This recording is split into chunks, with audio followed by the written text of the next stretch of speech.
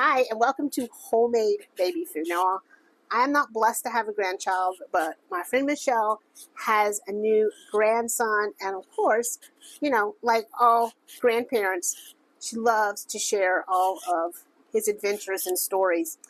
And he's just hit that 4-month stage where he can start eating. So she was sharing with me the other day about him eating for the first time. And, that kind of sparked me to want to talk to you about making your own homemade baby food. Now, for one thing, those jars of baby food, they have an expiration date. They don't have a made-on date. They have an expiration date that can be up to 2 or 3 years. Now, for those first stages, that 4 to 6 month stages, apples, avocados, bananas, carrots, peas, pears, and sweet potatoes are really kind of the very first ones that you should start with. And you should start with one at a time and kind of keep a ledger of what he liked or she, what they liked, what maybe they had a little bit of reaction to, and all of that kind of things. So you kind of know what's going on. I picked the sweet potato. And I picked the sweet potato because the sweet potato is very high in vitamin A. And that is good for your overall immune system. Eyesight, helps with bone growth, helps protect against cell damage.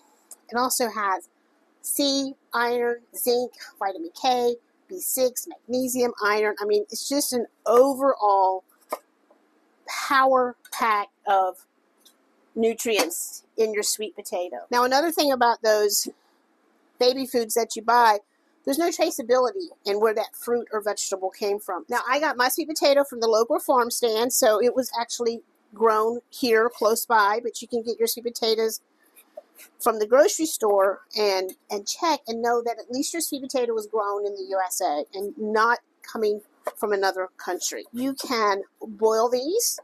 You can roast them whole, peel the skin off and puree.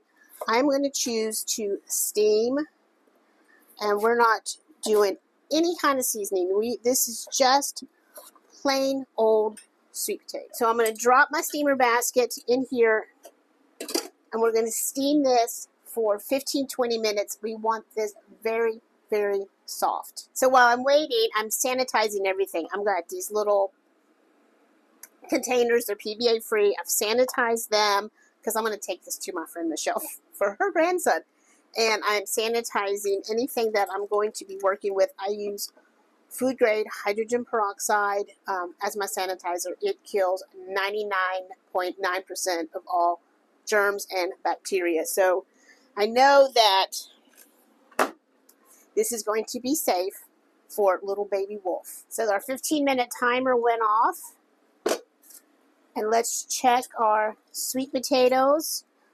And these sweet potatoes need to be very, very, very soft. We need absolutely no resistance. We have to be able to completely puree this.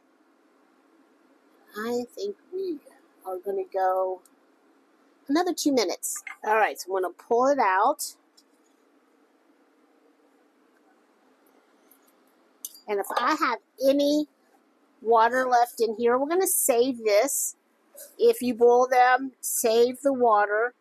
And I'm going to add some filtered water to this because we're going to add up to a cup of water to this.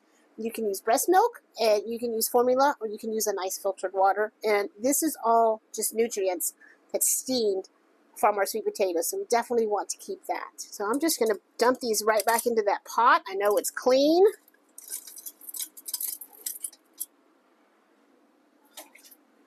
And then we're going to add some water and start pureeing. The food needs to really roll off, not just plop off like that. It needs to pour off of the spoon. You don't want it this thick, which is why we're going to keep adding your breast milk or formula or water until it gets to that consistency. So let's see if we're getting a little closer. So we're getting a little closer. It's getting a little thinner. I'm going to take it just a little thinner.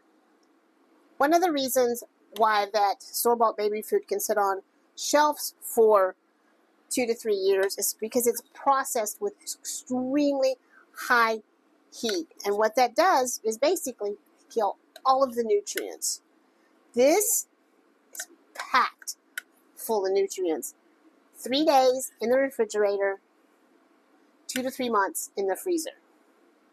Now, one thing that I want to emphasize with you that's very important is to not put this with the lid on it into the refrigerator until it's cooled completely. So until this cools, and this is not baby food, this is every food. You should not put a cap on anything hot and put it in your refrigerator to cool, because it's going to stay in the danger zone too long, and it's going to be dangerous. So if you have to, set it on the counter, put a clean flour sack towel on it till it cools, and then pop your lid on it, and then into the refrigerator or into the freezer. So for those of you with babies, for those of you with grandbabies, start them off healthy, start them off naturally. Hope you enjoyed. Let me know what you think, and I hope that I inspired you to start making your baby's food naturally. Thanks for watching, everybody. See y'all later. Bye.